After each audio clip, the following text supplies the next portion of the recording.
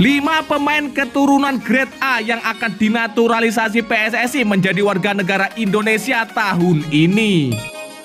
Performa apik Marcelino Ferdinand di timnas Indonesia banjir pujian. Baru tiba di Belgia, Marcelino Ferdinand tatap laga debut di KMSK Deinze. Simak video selengkapnya sebagai berikut. 5 pemain keturunan Grade A yang akan dinaturalisasi menjadi warga negara Indonesia tahun ini. Emil Audero. Ya, tidak dapat dipungkiri Indonesia memiliki banyak penjaga gawang mumpuni seperti Hernando Ari dan Nadeo Argawinata.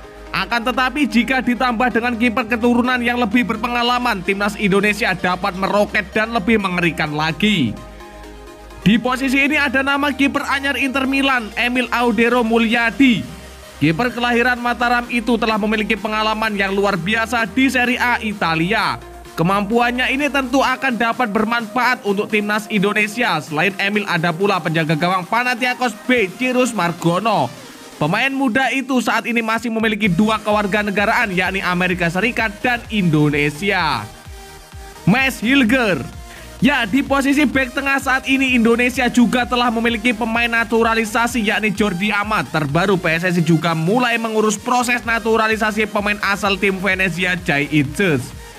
Indonesia juga masih memiliki pemain keturunan lain di posisi tersebut, yakni Max Hilger. Jika pemain asal FC20 itu juga dinaturalisasi, maka kedalaman skuad Garuda di sektor bek tengah akan sangat mumpuni mengalahkan Jepang. Di posisi bek sayap kanan, timnas Indonesia memang telah memiliki Asnawi Mangkualam yang sangat tangguh. Di sisi lain, timnas Indonesia juga memiliki Sandy Walsh yang memiliki pengalaman mentereng di Liga Belgia.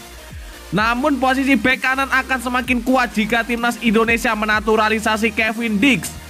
Pemain berdarah Maluku itu dikabarkan telah bersedia membela timnas Indonesia. Hanya saja belum ada tindak lanjut dari PSSI.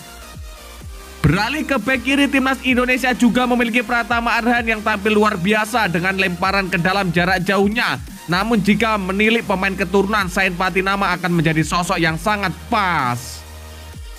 Tom Haye. Ya, di lini tengah Indonesia telah memiliki beberapa nama pemain naturalisasi seperti Mark Klok dan juga Ivar Jenner. Kedua pemain ini tampil luar biasa selama membela Merah Putih di beberapa pertandingan. Meski begitu, kedalaman skuad timnas Indonesia tentu akan lebih mengerikan jika ada pemain keturunan lain yang masuk. Di antaranya adalah rekrutan anyar AC Milan Tijani Reinder. Sayangnya Tijani telah membela skuad timnas Belanda.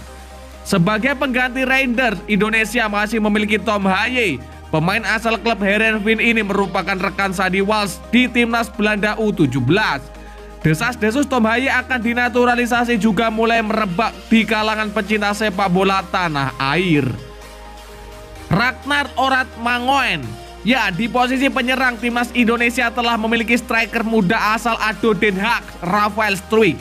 Penampilannya bersama timnas senior dan U23 pun sangat baik sejauh ini. Akan tetapi Indonesia tidak bisa hanya bergantung pada satu penyerang. Oleh karena itu Ragnar Orat Mangoen dan Ilyas Alhaf dapat menjadi tambahan untuk skuad Garuda. Ragnar Orat Mangoen sejatinya pernah direkomendasikan Sintayong, namun entah mengapa dirinya gagal dinaturalisasi. Di sisi lain, Ilyas Alhaf juga menarik perhatian saat membawa bendera Indonesia di perayaan Almere City yang promosi ke Eredivisie. Saat ditanya terkait kemungkinan membela Indonesia, penyerang sayap keturunan Indonesia Maroko itu juga tidak menolak. Performa apik Marcelino Ferdinand banjir pujian. Ya, gelandang timnas Indonesia U23 Marcelino Ferdinand mendapatkan pujian selangit dari klub KMSK Deinze usai membantu Garuda Muda lolos di kualifikasi Piala Asia U23 2024. Timnas Indonesia U23 memastikan 1 tiket ke putaran final Piala Asia U23. Marcelino Ferdinand sendiri tampil apik di kualifikasi Piala Asia U23. Gelandang berusia 19 tahun itu menyumbangkan 2 gol ketika melawan China Taipei.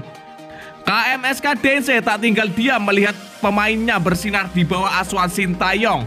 Mereka memberikan pujian setinggi langit untuk ex Persebaya Surabaya itu. Ya, lolos kemarin Marcelino mengamankan tempat dengan timnas Indonesia di Piala Asia U23. Indonesia mendominasi dalam pertandingan dan Marcelino bersinar dengan 2 golnya, tulis keterangan resmi KMSK DNC. Selamat untuk Lino dan sampai bertemu segera di DNC, pungkasnya menambahkan. Mungkinkah dengan permainan apik ini Marcelino bakal mendapatkan banyak menit bermain di KMSK DNC? Sebab di musim terbaru gelandang berusia 19 tahun itu masih belum mendapatkan kesempatan tampil. Baru tiba di Belgia, Marcelino Ferdinand langsung main di laga derby. Ya, Marcelino Ferdinand akan menjalani derby pertamanya bersama KMSK DNC. Klub asal kota DNC itu akan bertemu dengan Zulte Waregem. Bukan hanya kemenangan yang harus dipetik oleh Marcelino Ferdinand dan kawan-kawan untuk KMSK DNC, namun harga diri klub akan dipertaruhkan saat bermain di Elindus Arena atau kandung Zulte Waregem. Untuk itu pelatih KMSK DNC akan mempersiapkan Marcelino Ferdinand di lini tengah. Serangan balik yang mematikan bisa menjadi senjata bagi Marcelino Ferdinand dan kawan-kawan untuk mendapatkan kemenangan di kandang lawan. Laga derby Marcelino Ferdinand di KMSK DNC melawan Zulte Waregem akan digelar pada 23 September 2023. Meski masih 2 pekan, namun laga ini sudah menjadi pembicaraan publik DNC. Padahal sebelum KMSK DNC derby, Marcelino Ferdinand dan kawan-kawan harus menjalani satu laga dulu melawan RFC Seiring pada 17 September 2023. Melihat 2 laga yang berdekatan, kesempatan Marcelino Ferdinand untuk bermain kali pertama bersama KMSK DNC musim ini terbuka sangat lebar, selebar-lebarnya sampai luas kali tinggi. Apalagi pelatih KMSK DNC Mas Grosjean menargetkan kemenangan di laga derby nanti. Untuk itu setidaknya Marcelino Ferdinand memiliki kesempatan di laga akhir pekan ini melawan RFC Seiring. Di 4 pekan pertama, start Marcelino Ferdinand dan kawan-kawan terbilang tak terlalu baik. KMSK DNC menang 2 kali dan kalah 2 kali. Jika ditambah 1 laga di Piala Belgia, Marcelino Ferdinand dan kawan-kawan sudah kalah 3 laga. Tak bermain di Piala Belgia bisa menjadi kekecewaan tersendiri bagi Marcelino Ferdinand, lantaran saat itu ia harus kembali ke Indonesia untuk memperkuat timnas.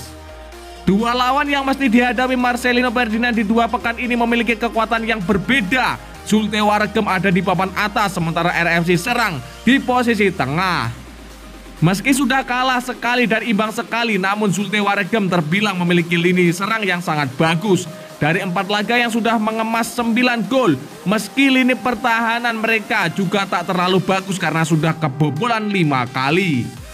Demikian juga dengan RFC Seiring yang sudah kebobolan 7 kali dan baru memasukkan 5 gol saja. Sementara klub Marcelino Ferdinand ada di tengah-tengah dengan mengoleksi 5 gol dan juga kebobolan 5 gol pula.